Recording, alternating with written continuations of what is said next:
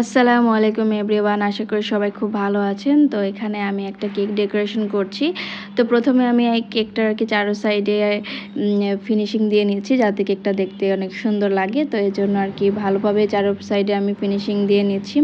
আর উপর দিয়ে বেশি একটা ফিনিশিং দিব না, কারণ উপরের যে ডিজাইনটা থাকবে এটা একটু ওই যে গোল প্যালেট নাইফ দিয়ে আমি ডিজাইনটা করব, এই জন্য উপর দিয়ে অত একটা ফিনিশিং না করলেও চলবে। তো এখানে আমি চারো সাইডে আর কি ভালোভাবে ফিনিশিং দিয়ে নিয়েছি। তারপর মাঝখান দিয়ে আমি প্যালেট নাইফ দিয়ে এভাবে করে একটা ডিজাইন করে নিয়েছি, তাহলে দেখতে একটু সুন্দর লাগে এজন্য।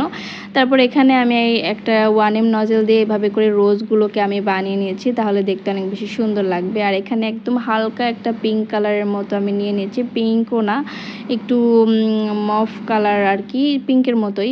তারপর সেই কালারটা দিয়ে আমি নিচে এভাবে করে ডট ডট করে দিয়ে দিচ্ছি, যাতে নিচের সাইডে একদম সিম্পল দেখা না যায়, একটু ভালো লাগে দেখতে।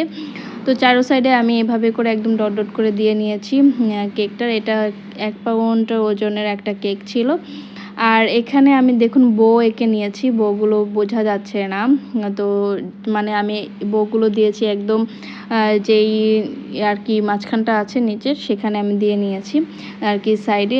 আর এখানে আমি দেখুন কতগুলো পার্ল দিয়ে নিয়েছি, মাঝখানে একটা বড় পার্ল দিয়েছি আর ফুলের মাঝখানে একটা করে দিয়ে নিয়েছি। আর ছোট ছোট কিছু